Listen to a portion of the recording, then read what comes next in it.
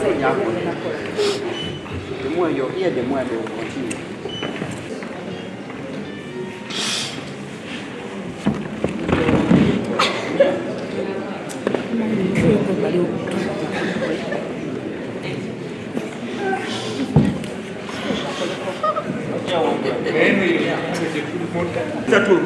Twetoloddwa abapoliisi abali mu leeya tetubagana bapoliisi naye wetubanga tuleeta ensonga zaffe ku mmeeza yo bwenga owakakiiko k'ebyokulonda lwaki abantu bano batukwata n'amaanyi nsaba ekintu kimu tukkirizibwe okuleeta DRFOM ku mmeeza yo okompyalinga abantu abakola ki abawangudde abatuufu nabano bennyini abazze bano betwawandi nabano betwawangudde abalirwanza balete DRFOM bwenga owakakiiko naye omuntu wasituka noyita omuntu atawangudde omuntu najja ku mmeeza bamukwata bukwasi nga bamufulumya tusaba ekintu kimu amazima gabeerewo kubanga n'akakiiko k'ebyokulonda kabeere kamazima na bwenkanya tuweebwe obudde tujje ku mmeeza yo ntebolinga DRFOM zange zino nga bwe bazimpadde n'omuntu gw'osoma gw'olangirira nti no yasinze naye atebolinga naawe oleete tukompeyalinga tunonze omuntu omuntu akoze eki kubanga bakasa tulina sente zigenda genda mu kkooti kuwawaabira naye gwe ng'otudde mu ntebe yeeyo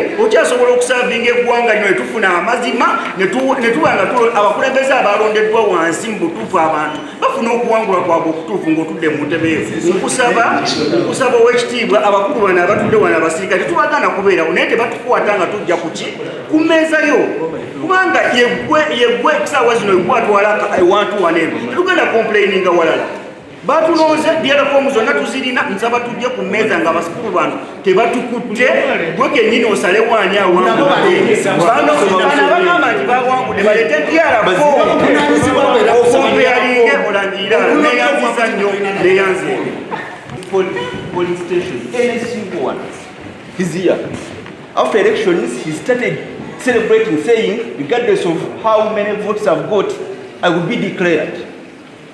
They said that in joining hands with the lady whom you attempted to declare, Mr. Trubert, you're going to cause bloodshed in our villages. When we left there, the community is celebrating our wins. We had a landslide win. I won this man with, these are the DRFOMs, with a margin of 336 votes. I knew he was going to be the next to be declared because they have a clique, as you see them here. Mr. Trubert, when I entered here, there is something that you did which was good. Following DRFOM per DRFOM. These mayors are having...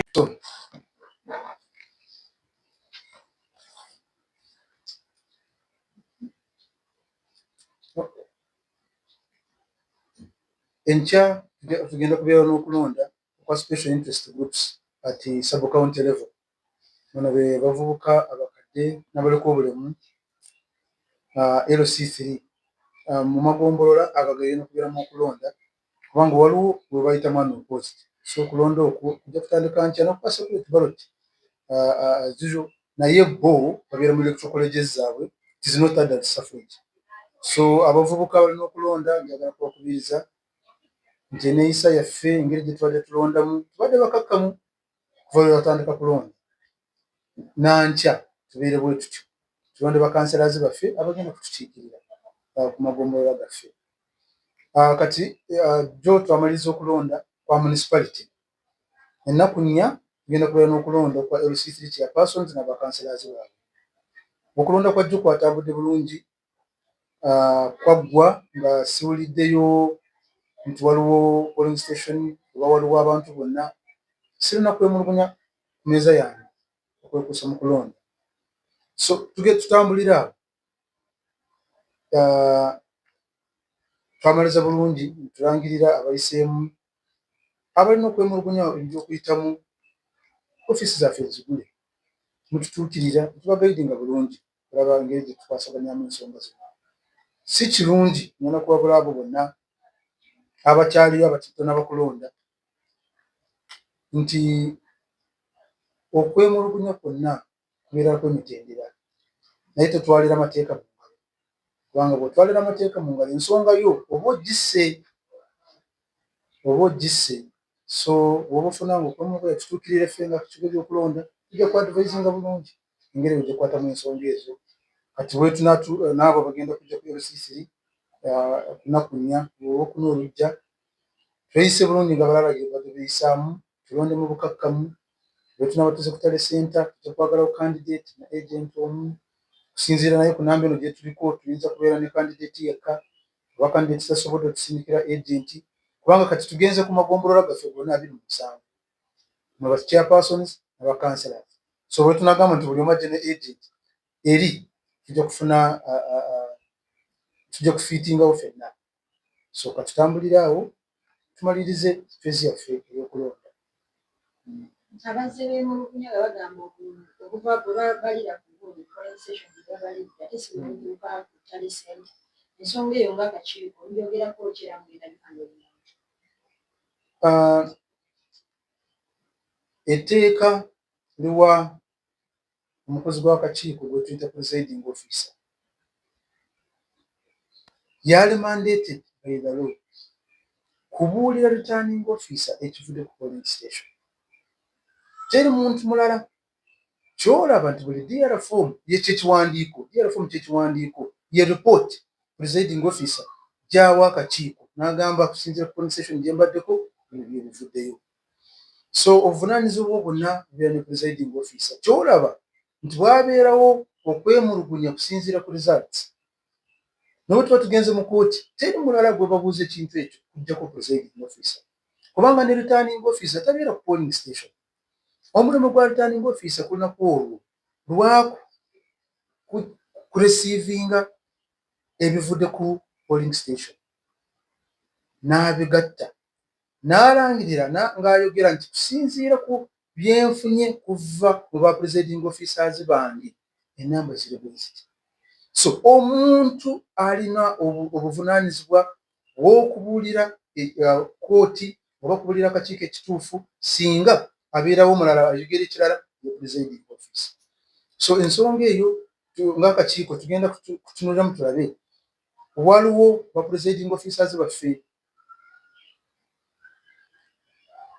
engeri gye beeyisaamu oyinza okusanga nti teri professional kubanga tukkiriza this is politics mulimu awangula mulimu awangula tumubeera mu ttaayi ate the argument is always buli muntu yenna abayagala kuwangula.